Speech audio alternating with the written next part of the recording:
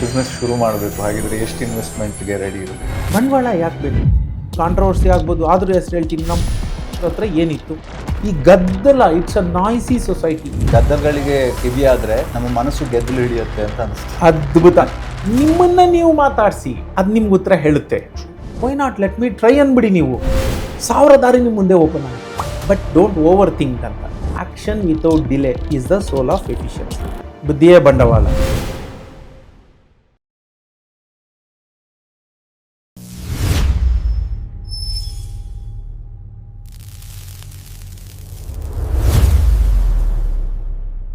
ನಮಸ್ಕಾರ, ನಾನಾಂತರಂಗ ಕಾರ್ಯಕ್ರಮಕ್ಕೆ ನಿಮ್ಮೆಲ್ಲರಿಗೂ ಕೂಡ ಸ್ವಾಗತ.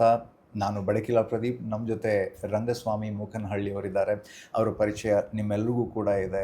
ನಮಗೆ ಕಳೆದ ಹಲವಾರು ವರ್ಷಗಳಿಂದ ಹಣ ಕ್ಲಾಸನ್ನು ಮಾಡ್ತಾ ನಮ್ಮ ಜೀವನವನ್ನು ಹೇಗೆ ಆರ್ಥಿಕವಾಗಿ ಬೆಟರ್ ಮಾಡೋದು ಅನ್ನೋದನ್ನು ಮುಖ್ಯ ಫೋಕಸ್ ಆಗಿ ಅವರು ಅದ್ರ ಬಗ್ಗೆ ಬರಿತಾ ಇದ್ದಾರೆ. ಅದ್ರ ಬಗ್ಗೆ ಎಲ್ಲರಿಗೂ ಕೂಡ ಅಡ್ವೈಸ್ ಮಾಡ್ತಿದ್ದಾರೆ. ಇಲ್ಲಿ ನಮಗೋಸ್ಕರ ಅವರು ನಮ್ಮ ಕಾಲ ಮೇಲೆ ನಾವು ಹೇಗೆ ನಿಲ್ಲೋದು ಅನ್ನೋ ದಾರಿಯನ್ನು ತೋರಿಸ್ಕೊಡ್ತಾ ಇದ್ದಾರೆ. ಹಿಂದಿನ ಸಂಚಿಕೆಯಲ್ಲಿ ನೀವು ಸ್ವಂತ ಉದ್ದಿಮೆಯನ್ನು ಮಾಡೋದು ಅಥವಾ ನಮ್ಮ ಸ್ವಂತ ಕಾಲಲ್ಲಿ ನಾವು ನಿಲ್ಲೋದು ಎಷ್ಟು ಅನಿವಾರ್ಯ ಅನ್ನೋದನ್ನು ಅವರು ಹೇಳ್ತಾ ಇದ್ದರು.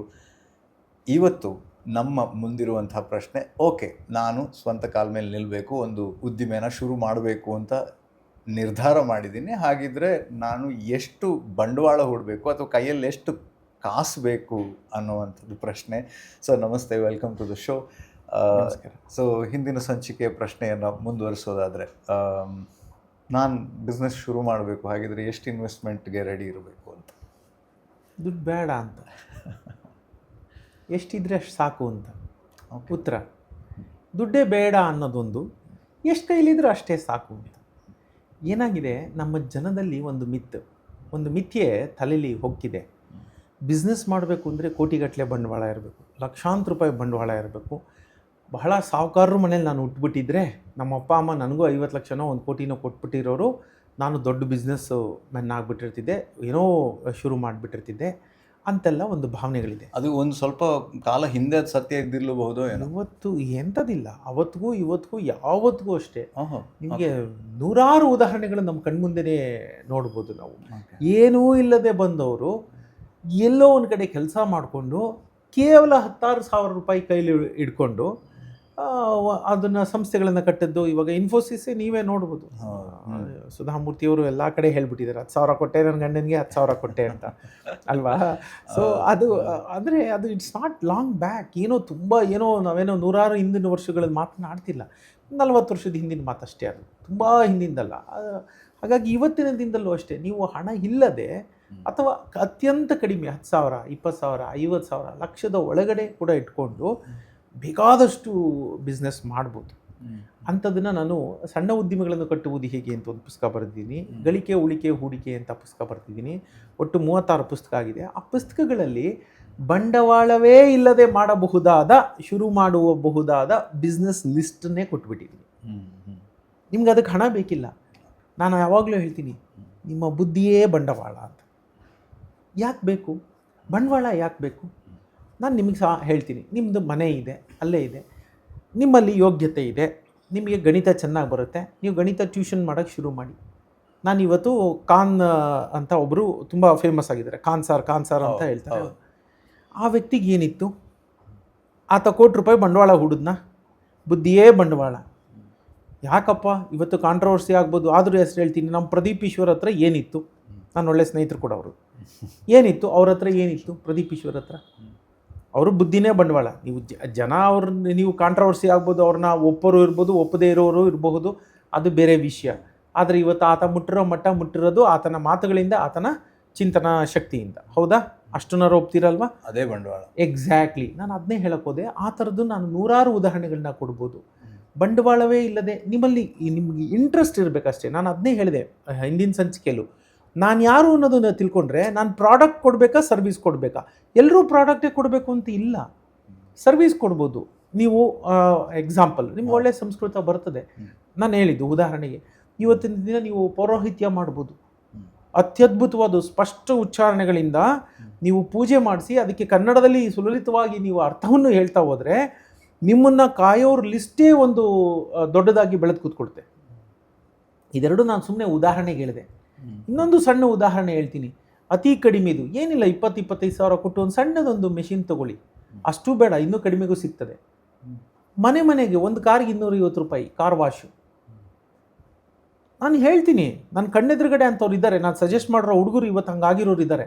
ಇವತ್ತು ಅವರಿಗೆ ಪುರ್ಸೊತ್ತಿಲ್ಲ, ದಿನಕ್ಕೆ 10-15 ಕಾರು ತೊಳಿತಾರೆ, 15-20 ಕಾರು 30 ಕಾರು ದಿನಕ್ಕೆ ತೊಳಿತಾರೆ. ಹೇಗೆ ದಿನಕ್ಕೆ 8 ಗಂಟೆ 10 ಗಂಟೆ, ಅರ್ಧ ಗಂಟೆಲಿ ಮುಗಿದೋಗುತ್ತೆ. ಆಕ್ಚುಲಿ ಹೌದು, ಅಂದ್ರೆ ಹೆಚ್ಚಾಗಿ ಬೆಳಗ್ಗೆ ಕಾರ್ ವಾಶ್ ಇರೋದು, ಒಂದು 8-9 ಗಂಟೆ ಕೆಲಸನೂ ಮುಗಿದೋಗುತ್ತೆ. ಬೇರೆ ಕೆಲಸ ಸಾಯಂಕಾಲ ಒಂದಷ್ಟೊತ್ತು 1-2 ಅವರ್ಸ್ 3 ಅವರ್ಸ್ ಇದೊಂದು ಮಾಡಿಕೊಂಡು 10 ಕಾರುಗಳನ್ನ ದಿನಕ್ಕೆ ತೊಳೆಯುವಂಥವ್ರು ಅಷ್ಟು ಜನ ಬೆಳೆದಿದ್ದಾರೆ. ಏನಿಲ್ಲ, ನೀವು ಕಾಲ್ ಮಾಡಬೇಕು, ನಿಮ್ಮ ಮನೆಗೆ ಬರ್ತಾರೆ, ಕಾರ್ನ ಅಷ್ಟು ನೀಟಾಗಿ ವಾಶ್ ಮಾಡ್ತಾರೆ. ನೀವು ಹೊರಗಡೆ ಹೋದರೆ 350, 400, 500 ಹೇಳ್ತಾರೆ. ಇವ್ರು 250ಕ್ಕೆ ಒಂದು ಕಾರ್ನ ನಿಮಗೆ ನೀಟಾಗಿ ಮಾಡಿಬಿಟ್ಟು ಕೀ ಕೊಟ್ಟು ಹೋಗ್ತಾರೆ. 3/4 ಗಂಟೆನೋ, ಅರ್ಧ ಗಂಟೆನೋ, ಅಥವಾ 1 ಗಂಟೆನೋ, depending upon the car size, ಅದು ಇದು ಮುಗಿಸ್ತಾರೆ, ಕೊಟ್ಟು ಹೋಗ್ತಾರೆ. ಅವ್ರು ಯಾರೂ ತಿರ್ಗಾ ಬದಲಾಗೋದಿಲ್ಲ. ನಿಮಗೆ ಆ ಕ್ಲೈಂಟೇಲ್ ಏನಿದೆ ಅವ್ರು ಯಾವತ್ತೂ ಬದಲಾಗೋದಿಲ್ಲ, ಅಲ್ಲೇ ಉಳ್ಕೋತಾರೆ. ಎಂಥದ್ದು ನಿಮ್ಮ ಬಂಡವಾಳ? ಇನ್ನಷ್ಟು ಜನರನ್ನ ರೆಫರ್ ಬೇಕಾದ್ರೂ ಮಾಡ್ತಾರೆ. ಇದು ಆಗದೆ ಹಾಗೆ ಬಾಯಿಂದ ಬಾಯಿಗೆ ಹಬ್ಬಿದ್ರೆ ಮಾತ್ರನೇ ಆರ್ಗಾನಿಕ್ ಗ್ರೋತ್ ಇದೆಯಲ್ಲ, ಅದು ಸಸ್ಟೈನಬಲ್ ಗ್ರೋತು. ಈಗ ನೀವು ಈ ಥರದನ್ನು ನೋಡ್ತಾ ಹೋದರೆ ಅತ್ಯಂತ ಕಡಿಮೆ ಬಂಡವಾಳ ಅಥವಾ ಬಂಡವಾಳ ಇಲ್ಲದೆ ನಿಮ್ಮಲ್ಲಿ ಒಂದು ಸಂಗೀತ ಚೆನ್ನಾಗಿದೆ, ನೀವು ಹಾಡು ಹೇಳ್ಕೊಡಿ, ಭರತನಾಟ್ಯ ಹೇಳ್ಕೊಡಿ, ಕ್ಲಾಸಸ್ಸು, ಆ ಥರದನ್ನು ನೀವು ನೋಡ್ತಾ ಬಂದರೆ ವ್ಯಕ್ತಿತ್ವ ವಿಕಸನದ್ದು. ಆಮೇಲೆ ಎಟಿಕ್ವೇಟ್ಸ್ ಇದೆಯಲ್ಲ, ಎಟಿಕ್ವೇಟ್ಸು ನೀವು ಅದನ್ನು ಕಲಿಸೋವಂಥದ್ದನ್ನೇ ಬಹಳಷ್ಟು ಇದೆ. ನಿಮ್ಗೆ ಯಾವುದೋ ಒಂದು ಒಳ್ಳೆಯ ಭಾಷಾ ಜ್ಞಾನ ಇದೆ, ನೀವೊಂದು ಭಾಷೆ ಕಲಿಸ್ಕೊಡಿ. ಯಾರೋ ಬಂದಿರ್ತಾರೆ ಹೊರಗಡೆಯಿಂದ, ಅವರಿಗೆ ಕನ್ನಡ ಭಾಷೆ ಕಲಿಸಿ, ನೀವು ಕನ್ನಡ ಟ್ಯೂಟ್ ಮಾಡಿ. ಎಷ್ಟೋ ಜನ ಕಡಿಮೆನೇ ಇಡಿ ಹಣ, ಕನ್ನಡ ಟ್ಯೂಟ್ ಮಾಡಿ. ಇಲ್ಲ ನಿಮಗೆ ಯಾವುದೋ ಫ್ರೆಂಚ್ ಬರುತ್ತೆ, ಜಾಪನೀಸ್ ಬರುತ್ತೆ, ಇಲ್ಲ ಸ್ಪ್ಯಾನಿಷ್ ಬರುತ್ತೆ, ಆ ಭಾಷೆನೇ ಹೇಳ್ಕೊಡಿ. ಆ ಥರದ್ದು ನೀವು ನೋಡ್ತಾ ಹೋದರೆ ಸಾಧ್ಯತೆಗಳ ಆಯಾಮ ಇದೆಯಲ್ಲ, ಅದಕ್ಕೆ ಕೊನೆಯೇ ಇಲ್ಲ. ಹಾಗಾಗಿ ಬಂಡವಾಳ ಇಲ್ಲದೆ ನೀವು ಶುರು ಮಾಡಬಹುದಾದ ಸ್ವಉದ್ಯೋಗಗಳ ಪಟ್ಟಿನೇ ಒಂದಷ್ಟಿದೆ. ಅತ್ಯಂತ ಕಡಿಮೆ ಬಂಡವಾಳದಲ್ಲಿ ನೀವೆಲ್ಲ ಏನು ಮಾಡಬಹುದು ಅನ್ನೋಂಥದ್ದೇನಿದೆ. ಸಮಸ್ಯೆ ಏನು ಗೊತ್ತಾಗಿರೋದು, ನಾವು ಇವತ್ತು ಟೆಕ್ನಾಲಜಿ ಬೆಳೆದಿದೆ, 1000 ಮೈಲಿ ದೂರ ಇರೋರ ಜೊತೆ ಕೂತ್ಕೊಂಡು ಸಂವಹನ ಮಾಡ್ತಾ ಇದ್ದೀವಿ. ವಿ ಆರ್ ಟಾಕಿಂಗ್, ಚಾಟ್ ಟಕ್ ಅಂತ ಒಂದು ನಿಮಿಷಕ್ಕೆ ಚಾಟ್ ಮಾಡಿಬಿಡ್ತೀವಿ, ಯಾವ್ಯಾವುದೋ ಆ್ಯಪ್ಗಳ ಮೂಲಕ ನಮ್ಮ ಜೊತೆ ನಾವು ಮಾತಾಡ್ಕೋತಾ ಇಲ್ಲ. ನೀವು ದಿನದಲ್ಲಿ ಒಂದು 10-15 ನಿಮಿಷ ಕೂತ್ಕೊಂಡು ನಾನು ಯಾರು, ನನಗೇನು ಬೇಕು, ಈ ನಿಖರತೆ ಇಲ್ಲ ಅಂದರೆ ಭಗವಂತನು ನಿಮಗೆ ಸಹಾಯ ಮಾಡೋದಿಲ್ಲ. ನೀವು ಒಂದು ಆಟೋ ಹತ್ತುತ್ತೀರಿ, ಆಟೋದಲ್ಲಿ ಕೂತ್ಕೋತೀರಿ, ಎಲ್ಲಿಗೆ ಅಂತ ಅವನು, ನೀವು ಇಲ್ಲಿಗೆ ಅಂತ ಹೇಳಲಿಲ್ಲ ಅಂದರೆ ಅವ್ನು ನಿಮ್ಮನ್ನು ಎಲ್ಲಿ ಕರ್ಕೊಂಡು ಹೋಗ್ತಾನೆ? ರೈಟ್. ನಿಮ್ಮ ಆತ್ಮನೂ ಅದೇ, ಅದು ಡೈರೆಕ್ಷನಿಗೆ ಕಾಯ್ತಾ ಇದೆ.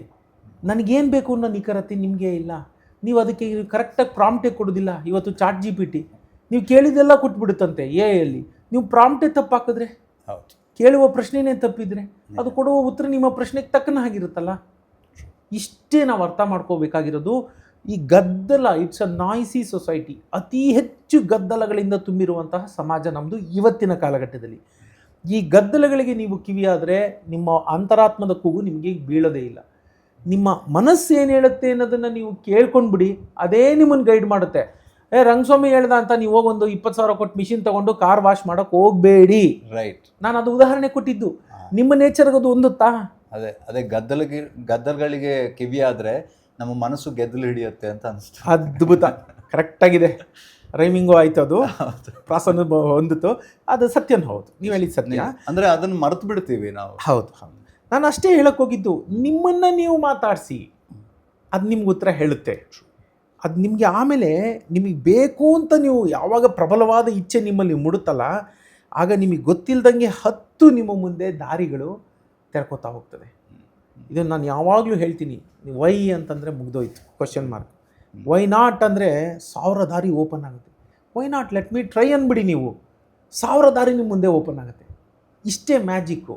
ನಾವು ಆ ಮ್ಯಾಜಿಕ್ನ ಅರ್ಥ ಮಾಡ್ಕೊಳ್ಳಲ್ಲ, ನಾವು ಬರೀ ಶಬ್ದ ಕೇಳಿಸ್ಕೊತಾ ಇದ್ದೀವಿ. ಅದೇ ತುಂಬ ಜಾಸ್ತಿ ಲಾಜಿಕ್ ಮೇಲೂ ಕೂಡ ಯೋಚನೆ ಮಾಡೋದು ಪ್ರಾಬ್ಲಮ್ ಆಗುತ್ತೆ ಅಂತ ಅನ್ಸುತ್ತಾ, ಅಥವಾ ತುಂಬ ಲಾಜಿಕಲಿ ಯೋಚನೆ ಮಾಡಬೇಕಾಗತ್ತಾ?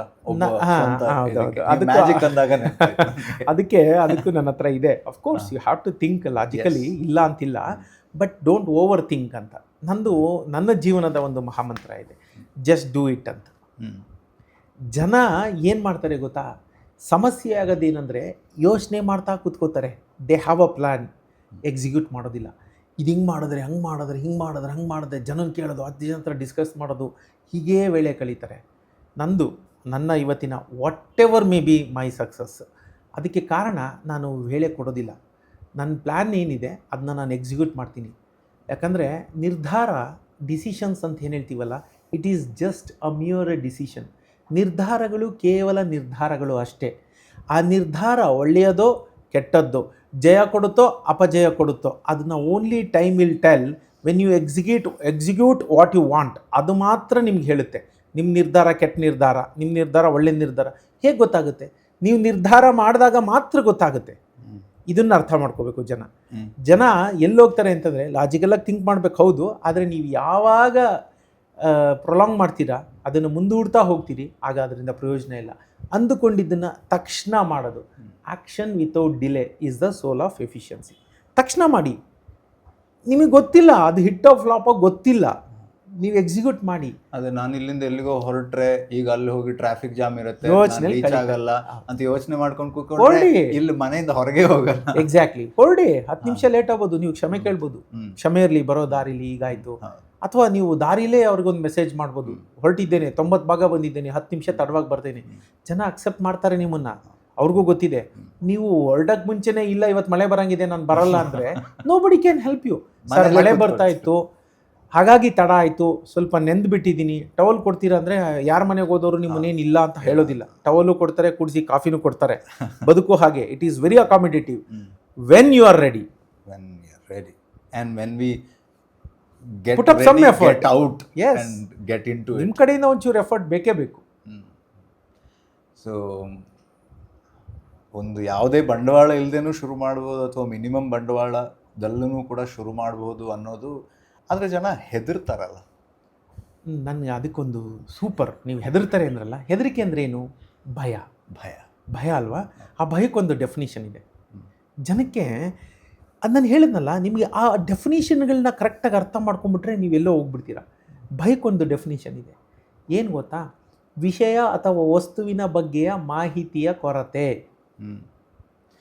ನಿಮಗೆ ಯಾವಾಗ ಒಂದು ವಿಷಯದ ಬಗ್ಗೆ ಹೆಚ್ಚಿನ ಮಾಹಿತಿ ಇಲ್ಲ, ನಿಮಗೆ ಗೊತ್ತಿಲ್ಲ, ಅನ್ನೋನು ಯಾವುದು ನಿಮಗೆ ಗೊತ್ತಿಲ್ಲ ಅದ್ರ ಬಗ್ಗೆ ನಿಮಗೆ ಭಯ, ಯಾವುದು ನಿಮಗೆ ಗೊತ್ತಿದೆ ಅದ್ರ ಬಗ್ಗೆ ಭಯ ಇರೋದಿಲ್ಲ.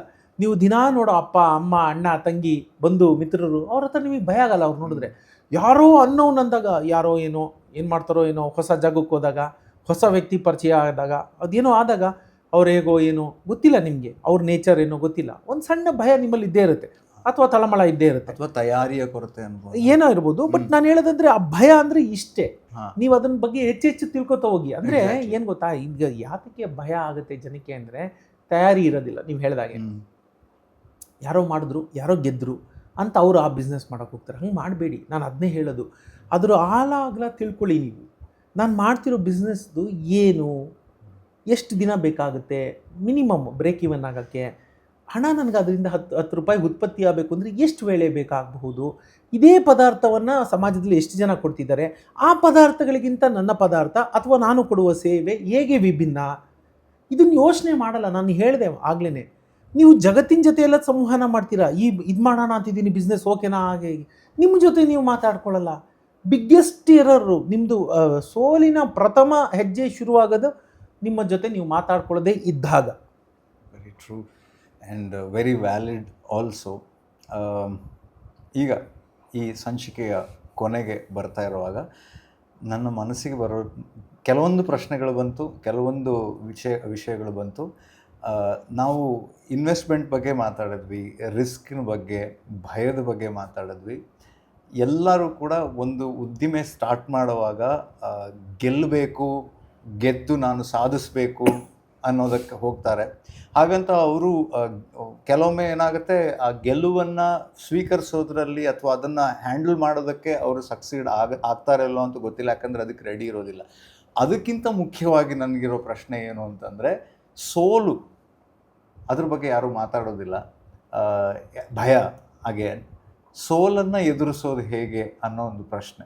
ಯಾಕಂದರೆ ಒಂದು ಉದ್ದಿಮೆ, ಒಂದು ರಿಸ್ಕ್ ಅಂತಂದು ಬಂದಾಗ ಅಲ್ಲಿ ಸೋಲುವಂಥ ಅವಕಾಶಗಳಿರ್ಬೋದು, ಅಥವಾ ಹಾಕಿದ ಬಂಡವಾಳವನ್ನು ಕಳ್ಕೊಳ್ಳುವಂಥ ಅವಕಾಶಗಳಿರ್ಬೋದು.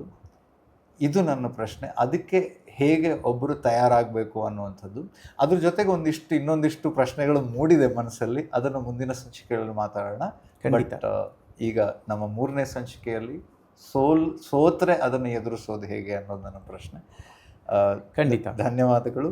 Thank you. ಇದು ಈ ಹೊತ್ತಿನ ನಾನಾಂತರಂಗ. ಮುಂದಿನ ಸಂಚಿಕೆಯಲ್ಲಿ ಸಿಗೋಣ. ನಮಸ್ಕಾರ.